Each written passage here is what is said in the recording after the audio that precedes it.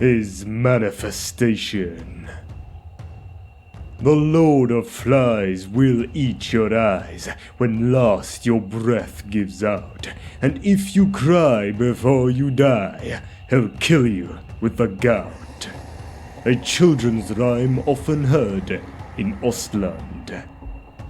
NURGLE is usually depicted as an immensely obese humanoid whose scabrous flab is the greenish-brown hue of decomposing flesh.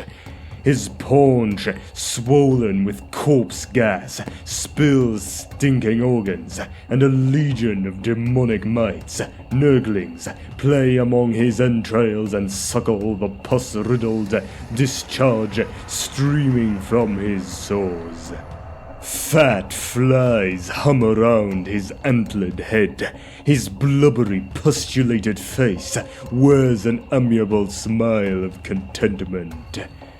NURGLE's sacred number is 7, and the endless varieties of his mark incorporate a triangle of 3 circles representing the unending cycle of birth, suffering, and death. NURGLE is often referred to as a he, with the masculine gender, though in fact, like all the entities composed of magical energy called the Chaos Gods, it, in fact, has no true gender.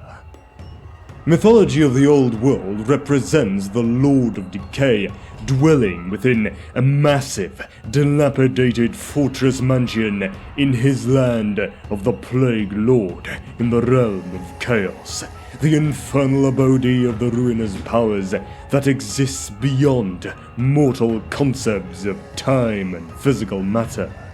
Within the crumbling walls of his workshop, beneath a mildewed ceiling sagging with damp, NURGLE toils before a steaming cauldron. He beams with excitement as he mixes strains of pox and fever to create a poisonous stew of pestilence, for although every known disease infects his monstrous body, he is obsessed with creating new ailments. When he is satisfied by his efforts, he pours the concoction into the great below and chortles with happiness as he watches the nauseating plagues rain down upon the mortal world. NURGLE is most generous in bequeathing his diseases to mortals, all of whom he regards with great affection, and he ensures that rich and poor alike share the rotten fruits of his labor. He is not a god of destruction. In truth, the Plague Lord deeply cherishes all life. The spluttering of the newborn babe is as dear to him as the slithering of the maggot hatched in its gut. It is simply unfortunate that the most prevalent forms of life in the world, the unseen worms, viruses, and bacteria, are so inimical to all the others.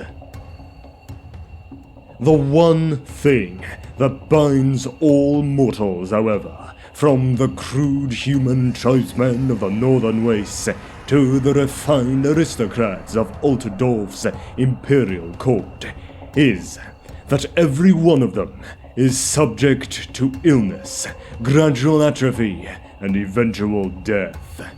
They are bound to a world where nothing is permanent. In future eons, even the great Faustschlag upon which Middenheim is built will be worn away to dust. Most civilized folk hide from this simple truth by finding solace among immortal deities in stone temples that emphasize the illusion of eternal permanence. The Plague Lord's worshippers, meanwhile, can be said to be the most joyous of mortals, but theirs is the insane glee of those who have already resigned themselves to damnation. They fully embrace their eventual decay and mortality, and offer their souls to the Chaos God who embodies this smoldering state, NURGLE, the Lord of Decay.